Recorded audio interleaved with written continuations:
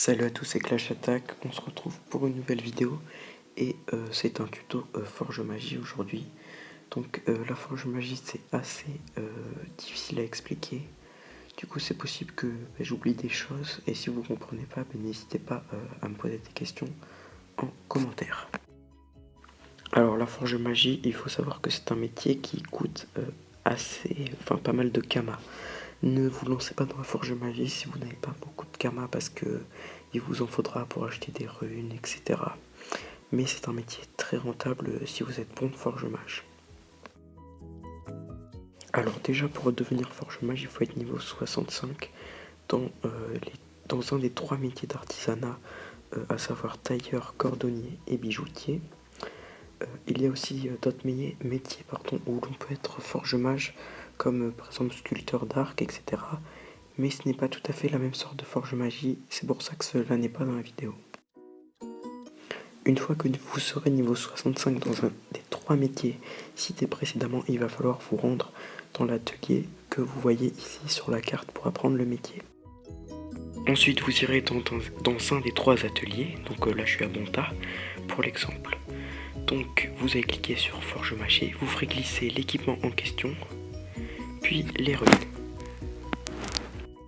Il faut savoir que ces runes ont un poids qu'il faut connaître par cœur, donc soit le connaître par cœur, soit avoir le tableau sous les yeux. Donc le poids, je vous expliquerai plus tard ce que c'est, mais c'est très important. Donc je vous mettrai le tableau dans la description. Alors lorsque vous mettez une rune, il y a 3 possibilités. Il y a le succès, où la rune passe et enlève autre chose. Le succès critique, où la rune passe et n'enlève rien. Et l'échec, où la rune ne passe pas. Donc maintenant, qu'est-ce que c'est que le puits ou le poids? Ou encore le reliquat, il y a plusieurs noms. Donc le puits, chaque rune a un puits différent. Plus la rune est grosse, plus elle aura un puits. Par exemple, une rune PA a 100 de puits, PM 90, etc. Et en fait, lorsque vous faites tomber une rune avec une autre, le puits se creuse et vous pouvez en quelque sorte le remplir de runes jusqu'à un certain niveau. Pour cela, je vais vous faire des exemples. Donc prenons un objet banal, donc le Corlo truc Clasto. Donc il a une invocation, sachant que le puits d'une rune d'invocation est de 30. Donc vous allez mettre des runes vitalité jusqu'à ce que la rune invocation tombe, donc c'est-à-dire qu'elle s'en aille. Donc hop, on va faire jusqu'à ce que elle s'en aille. Donc ça peut mettre du temps parfois, mais il faut être patient, Forge Magie.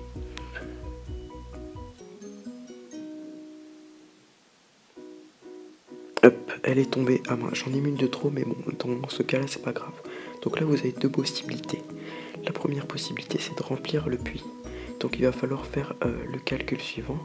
Donc vous prenez la rune, vous enlevez la rune avec laquelle est tombée. Donc là, j'en ai mis 2. Vous faites 2 fois 75.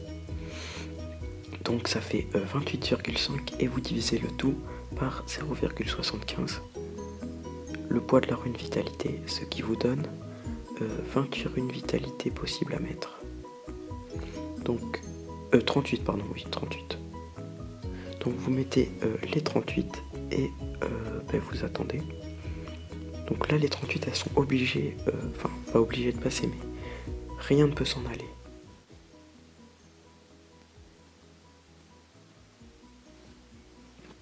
Donc voilà, les runes sont toutes passées, il va falloir compter les succès critiques. Quand il y a succès critique, la rune ne prend pas de puits, du coup vous pouvez la replacer. Donc le succès critique, c'est quand il n'y a pas écrit moins reliquat à côté. Donc il y en a 1, 2, 3 et 4. C'est-à-dire vous pouvez replacer 4 runes et vous avez peut-être des chances qu'elles passent. Donc 1, 2, 3, 4. Voilà. Vous voyez, il y en a qui sont passés. Donc deuxième possibilité, mettons que vous voulez cette fois-ci garder la rune invocation mais quand même mettre de la vitalité. Donc vous allez acheter des runes invocation, j'en prends 2 parce que là vous avez plus de chances d'échec, parce que vous allez remettre la rune invocation tout en gardant le puits, mais ce n'est pas sûr à 100% que cela va marcher, alors que avant, une fois que la rune invocation est tombée, vous êtes sûr que vous allez passer des runes vitalité dessus. Donc on va attendre que la rune tombe.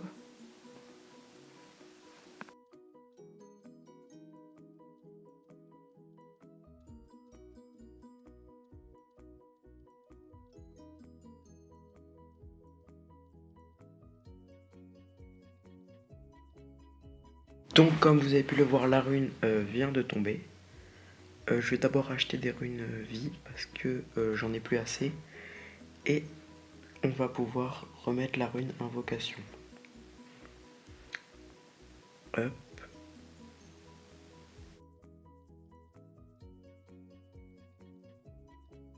Donc maintenant on va remettre la rune invocation sur la coiffe. Je sais plus laquelle c'est du coup. Hop, c'est celle-là. Donc en espérant qu'elle passe. Donc soit elle passe en succès critique et dans ce cas-là le puits reste, ou soit elle passe en succès et le reliquat s'en va et du coup il n'y a plus de puits. Ou alors ça peut faire un échec et il n'y a plus de puits aussi.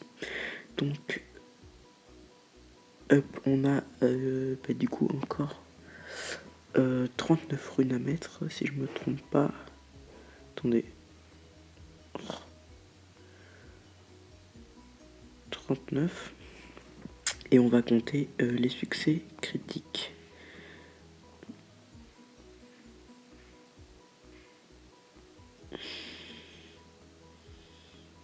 Il n'y a pas beaucoup de succès critiques.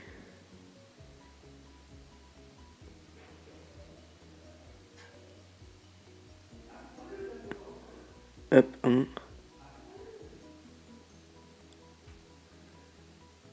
Et il n'y en aura qu'un, je pense.